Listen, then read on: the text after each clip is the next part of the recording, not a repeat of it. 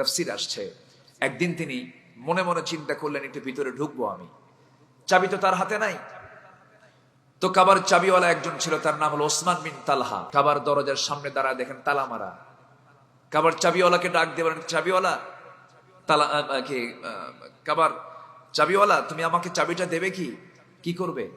একটু ভিতরে ঢুকবো আমি, একটু চাচ্ছিলাম ভিতরে ঢুকে আমি আল্লাহকে সেজদা দিয়ে আমি আমার আল্লাহকে খুশি করব, তুমি কি চাবিটা দেবে?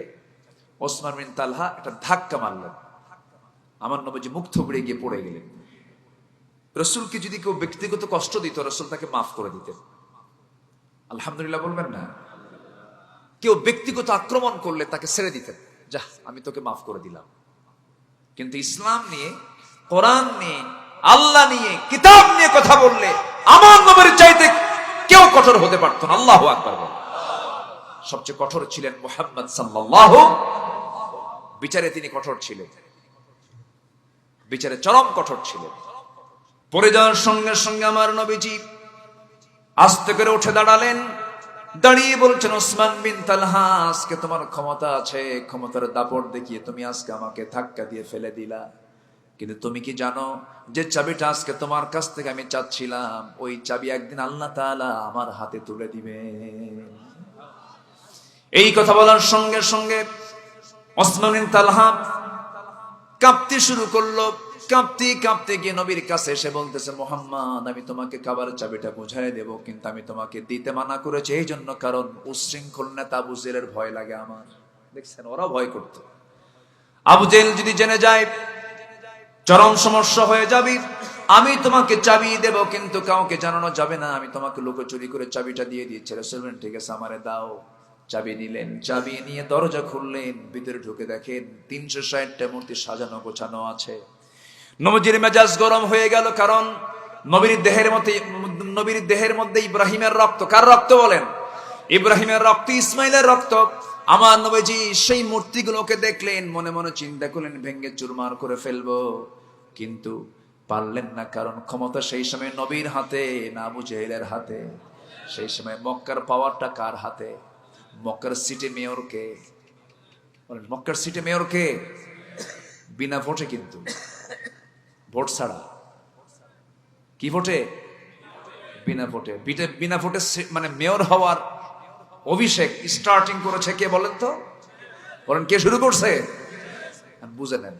ওসমান বিন তালহা যখন কাবার চাবিটা রাসূলের হাতে তুলে দিল, আমার নবীজি ভিতরে ঢুকলেন, 360টা মূর্তি দেখতে পেলেন। 360টা মূর্তি দেখে তার ভিতরে চরম রাগ উঠে গেল, ভেঙ্গে চুরমার করবেন, কিন্তু পারলেন না, কারণ ক্ষমতা সম্পূর্ণ রয়ে আছে আবু জেহেলের হাতে।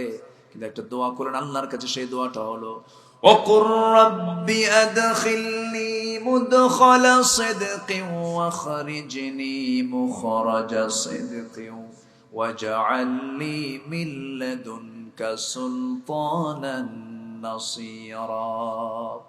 আয় আল্লাহ তাআলা, তুমি আমাকে রাষ্ট্রীয় ক্ষমতা দিয়ে দাও, তোমার কাছে রাষ্ট্রের ক্ষমতা চাই আল্লাহ। দিন যদি বিজয়ী হয়ে যায়, সব বন্ধ হয়ে যাবে। আল্লাহর কাছে এই দোয়াটা করলেন। বেশি দিন দেরি হলো না, মক্কায় থাকার কোনো পরিবেশ থাকলো না। সাইয়েদনা আবু বকর রাদিয়াল্লাহু তাআলাকে সঙ্গে করে নিয়ে কোন এক রাতের আধারে মক্কা থেকে মদিনায় গিয়ে পাড়ি জমালেন। সাহাবায়ে কেরাম আবিসে নিয়ে চলে গেলেন। সাহাবায়ে কেরাম কিছু ধরে ধরে আবু জেহেলরা দুনিয়া থেকে বিদায় পর্যন্ত করে দিল। সুমাইয়া রাদিয়াল্লাহু তাআলাকে মেরে মেরে রক্তাক্ত করে শহীদ করে দুনিয়া থেকে বিদায় করে দিল। তার স্বামী ইয়াসির রাদিয়াল্লাহু আনহুকে, আম্মারের পিতা ইয়াসির রাদিয়াল্লাহু আনহুকে মারতে মারতে শেষ পর্যন্ত মুরগি রানের মতো দুই টুকরা করে দুই পা দুই দিকে চালায় দিয়ে শহীদ করে ফেলা হলো। নবী এই সমস্ত দৃশ্যগুলো দেখছিলেন, চোখের পানি ফেলে ফেলে বলছেন, আল্লাহ আমাকে রাষ্ট্রীয় ক্ষমতা দিয়ে দাও। মক্কা ছাড়লেন, মক্কায় থাকতে পারলেন না, রাস্তার মধ্যে তাকে আটকায় ফেললো। সেখানেও তারা আক্রমণ করার চেষ্টা করেছে, তাকে মেরে ফেলার চেষ্টা করেছে। জাবালে সূরে তারা আক্রমণ করার চেষ্টা করেছে। সব জায়গায় সাহায্য করেছেন কে? আসতে বলবেন না, কে? আমাদেরকে সাহায্য করার জন্য কে আছেন? কে আছেন? সে আল্লাহ কি নাই? আল্লাহ আছেন। মক্কা থেকে মদিনায় পাড়ি জমালেন। মদিনায় যাওয়ার সঙ্গে সঙ্গে সেখানে গিয়ে ইহুদি, বনু কুরাইজা, বনু কাইনুকা সহ বহু গোত্র যারা ছিল, তাদের সঙ্গে বিভিন্ন চুক্তির মধ্য দিয়ে ছোট্ট একটা নগর রাষ্ট্র গড়ে তুললেন। মদিনায় ক্ষুদ্র একটা রাষ্ট্র গড়ে তুললেন। 1 বছরে যেতে না যেতে মক্কার কুরাইশরা মদিনা পর্যন্ত আক্রমণ করে বসার পরিকল্পনা করলো। বদর প্রান্তর পর্যন্ত চলে গেছে। ওই বদর প্রান্তরে মাত্র একটা উট নিয়া, তরবারি নাই, খেজুর গাছের ডাল নিয়া, 313 জন সাহাবী নিয়া 1000 অস্ত্র শস্ত্রে সজ্জিত আবু জেহেলদের বিরুদ্ধে মোকাবেলা করেছেন সাহাবীরা। সাহায্য এসেছে কার? ওয়ালাকাদ নাসারাকুমুল্লাহু বিবাদরিন ওয়া আনতুম আদিল্লাহ। বদরের প্রান্তরে আমি আল্লাহ হাজার হাজার ফেরেশতা পাঠিয়ে দিয়ে তোমাদেরকে বিজয় দিয়েছি। সে আল্লাহ আজও দুনিয়াতে আছেন না নাই?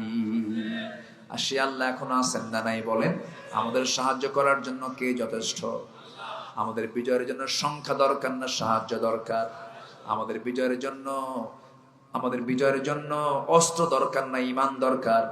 ঈমান দরকার। ঈমান হলে পরে আর সাহায্য আসবে আল্লাহর, বিজয় হবে আমাদের। বলেন আলহামদুলিল্লাহ।